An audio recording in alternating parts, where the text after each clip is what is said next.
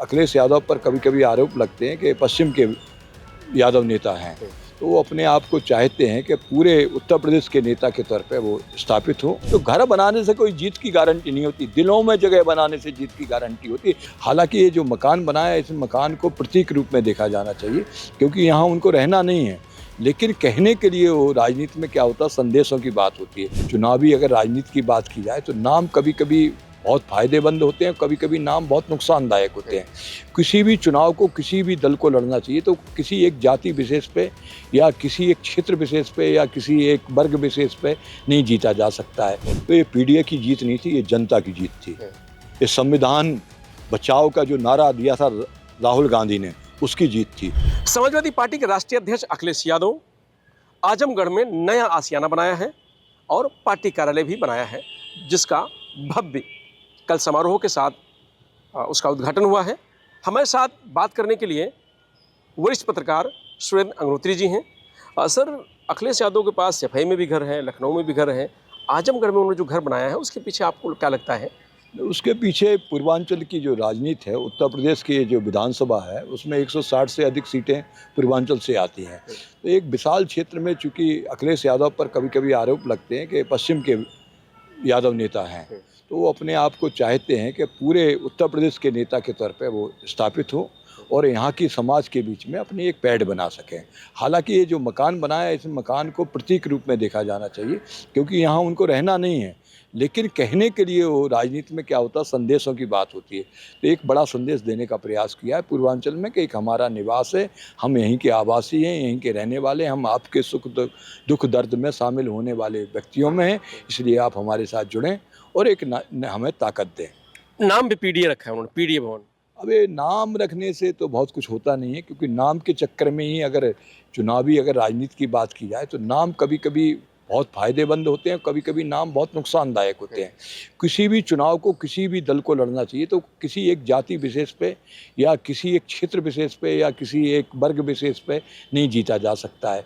तो अगर वो पीडीए करके एक बड़े वर्ग को, सवर्ण वर्ग को अलग कर देंगे तो कैसे चुनाव लोकसभा या विधानसभा का जीत सकते हैं। तो इसलिए उनको इस तरह की राजनीति, मेरे समझ से उनके पिता से भी मेरे बहुत अच्छे संबंध रहे हैं, नेताजी से। नेताजी ने राजनीति जो की है, पिछड़ों की राजनीति करते हुए सवर्णों को भी साथ लेते थे, अगड़ों को भी साथ लेते थे, पिछड़ों को भी साथ लेते और सर्व समाज को लेके ही नेतृत्व करते थे, जिसका परिणाम था कि नेताजी को सर्व समाज का नेता माना जाता था। आज नेताजी हैं नहीं इस दुनिया में, लेकिन अगर लखनऊ में बात करें, पत्रकार जगत में बात करें, समाज के साथ बात करें, तो कहीं भी किसी भी गांव में जाते हैं तो वहाँ सिर्फ अकेला यादव नहीं होता है या मुस्लिम नहीं होता है या पिछड़ा नहीं होता है, सभी समाज के लोग कहते हैं कि नेताजी ने समाज के लिए, गरीबों के लिए काम किया है। तो अखिलेश यादव को भी अगर राजनीतिक धरातल पे नेताजी के आदर्शों पे चल रहे हैं, समाजवादी समाज की अगर स्थापना करने की बात करते हैं, तो उनको इस तरह का नहीं है कि छोटा दिल नहीं दिखाना चाहिए, राजनेता के लिए बड़ा दिल दिखाना चाहिए।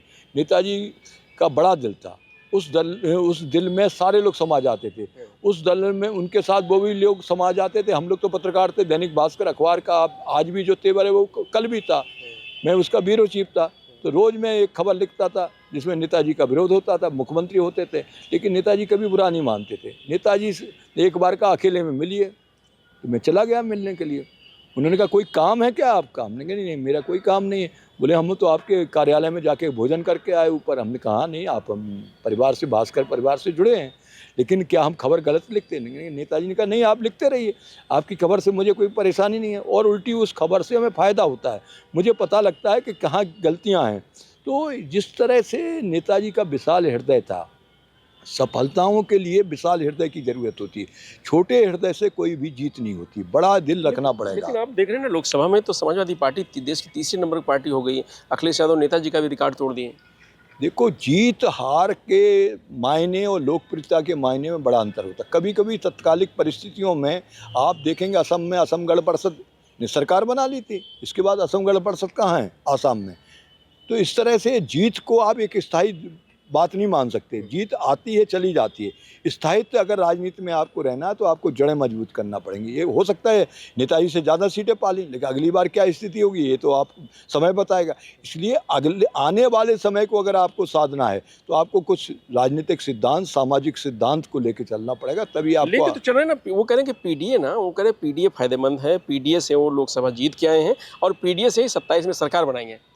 अब देखो, एक पत्रकार के तौर पर अगर हमसे पूछा जाए तो ये पीडीए की जीत नहीं थी, ये जनता की जीत थी। ये संविधान बचाओ का जो नारा दिया था राहुल गांधी ने, उसकी जीत थी। अगर वो संविधान बचाओ का नारा नहीं दिया होता तो ये जीत किसी को नहीं मिलती। पूरे देश में जो जीत मिली वो एक माहौल बनाया गया था संविधान वाला। वास्तव में संविधान की जो स्थिति है वो सबके सामने है, तो वो जनता की जीत थी। एक किसी पार्टी की जीत को नहीं हम मान सकते हैं, इसको हम जनता की जीत मानेंगे। इसलिए इस पर अगर कांग्रेस दावा करे कि हमारी जीत थी तो हम नहीं मानते। हम ये कह सकते हैं कि पूर्वांचल में अब जब अखिलेश यादव ने वहाँ घर भी बना दिया है, पार्टी कार्यालय भी बड़ा बना दिया है, उसका नाम भी पीडीए रख दिया है, तो जैसे भारतीय जनता पार्टी बनारस और गोरखपुर से पूर्वांचल को साध रही थी, 2 अड्डे उसके साथ, अब अखिलेश यादव को भी पूर्वांचल में आजमगढ़ में अड्डा हो गया। देखो, समाजवादी पार्टी के लिए अड्डे बनाने या उन घर बनाने की ज़रूरत नहीं थी। दिल में जो जगह बनाने की ज़रूरत है उसी से चलता है।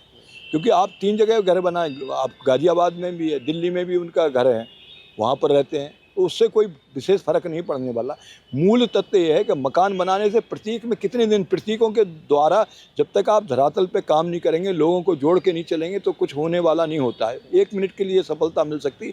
मकान ठीक है, मकान जो आगामी दावेदारी होती है आजमगढ़ पे अन्य लोग ना आ पाएँ, लेकिन उसका नुकसान भी होगा। लोग कहेंगे जब आपका घर वहाँ पर है, इटावा औरैया आपका, अगर आप कहते हैं फिरोजाबाद भी हमारा है, आप कहते हैं कि बदायूं भी हमारा है, तो फिर इस जगह को भी तो आप छोड़िए। देखो, राजनीति में प्रतिस्पर्धा चलती रहती है। यहाँ के यादव समाज के नेता क्या कहेंगे कि हमारे क्षेत्र में हम अभी आप आएंगे, पूरा देश आप ही के चलाएंगे, ऐसा थोड़ी होगा। सबको, उस क्षेत्र के लोगों को भी नेतृत्व मिलना चाहिए। तो राजनीति में बहुत सारी चीज़ें बहुत सीमित नहीं रखना चाहिए। राजनीति में उदारता की जरूरत है। उदारता ही आपके लिए सफलता का घर तो स्मृति ईरानी ने भी अमेठी बनवा दिया था। घर तो सोनिया गांधी, राहुल गांधी अमेठी और रायबरेली सब जगह बना दिया। नहीं, घर से कुछ नहीं होता। आप किसके घर में, दिल में हैं। अगर दिल में रहेंगे तो घर भले ही आपका पाकिस्तान में हो, अफगानिस्तान में हो, लेकिन भारत में कुछ लोग ऐसे हैं जो अफगानिस्तान के सीमांत गांधी थे, भारत के लोगों के दिलों में थे। उनका घर तो सीमांत गांधी का कहाँ था। तो इसलिए इस घर की बात नहीं है। आप उनके दिलों में राज जब तक नहीं करेंगे, जब तक कि घर बनाने से कुछ होने वाला नहीं। कुछ फायदा मिलेगा पूर्वांचल में, मतलब घर आजमगढ़ बनाने के बाद अखिलेश यादव को, समाजवादी पार्टी को वहाँ बैठ के रणनीति 27 का कुछ फायदा मिलेगा आपको लगता है? देख, थोड़ा बहुत तो देखो निश्चित है। जब आप रहने लगते तो एक दावा आप करने लगते हैं कि नहीं, हम यहाँ के भी निवासी हैं, उसका थोड़ा लाभ मिलता है। लेकिन मूल जो है चुनावी राजनीति में आपको और इससे बड़ा काम करना पड़ेगा। घर एक सीमित साधन नहीं है। आपको याद दिला दें, डॉक्टर सुशीला नैयर जो गांधी जी के पीए थे, प्यारेलाल जी, उनकी बहन थी। वो झांसी क्षेत्र से चुनाव लड़ती थी और जीतती भी थी। लोगों ने कहा कि आपके यहाँ घर नहीं है, उन्होंने घर बना लिया, और घर बना लिया तो चुनाव हार गई। तो अब इसको आप क्या कहेंगे? ये बहुत बनाने के साथ भी यही हुआ। तो इसलिए हम स्मृति ईरानी की नहीं कहना चाह रहे थे, लेकिन स्मृति ईरानी के साथ भी हुआ। तो घर बनाने से कोई जीत की गारंटी नहीं होती, दिलों में जगह बनाने से जीत की गारंटी होती है। इसलिए बार बार हम कह रहे हैं कि नेताजी की जो उदारता की छवि थी, नेताजी सबसे प्यार करते थे। नेताजी से नाराज जितने हम लोग मीडिया के लोग होते थे, शायद ही किसी नेता से हुए, लेकिन वो सबको गले लगाते थे। चुनाव हारने के बाद भी बुलाते थे। तो बहुत सारी चीज़ें ऐसी होती कि आपको वो चीज़ देखना पड़ती कि लोग आपसे जुड़ें, टूटे ना।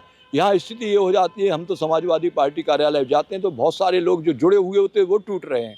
तो इस टूटन को बचाएंगे नहीं तब तक समाजवादी पार्टी का बहुत अच्छा भविष्य नहीं दिखता है। जो पुराने लोग तो नहीं, जो जुड़ने आते हैं उनको भी रास्ता बंद कर दिया जाता है। तो उनके लिए भी, आपके लिए समाज के सभी वर्ग को रास्ता खोलेंगे। कोई भी पार्टी हो, कोई समाजवादी पार्टी से नहीं है, जो भारतीय जनता पार्टी हो, कांग्रेस हो, बसपा हो, कोई भी राजनीतिक दल हो, समाज के सभी दलों को, सभी वर्गों को अगर आप लेके नहीं चलेंगे तो बहुत सफलता आपकी स्थायी नहीं रहने वाली है। धन्यवाद। तो ये थे सुनील अग्निहोत्री जी, इनका साफ तौर से कहना है कि ये जो आवाज़ है अखिलेश यादव का आजमगढ़ में, एक सियासी संदेश देने का जरूर है, लेकिन इसका फायदा नुकसान क्या होगा तो समय बताएगा। फिलहाल राजनीति में अगर फायदा पाना है तो ज़मीन पर, धरातल पर काम करना पड़ेगा और दिल बड़ा करना पड़ेगा। मैं रजनीश यादव, लोकमत हिंदी, लखनऊ।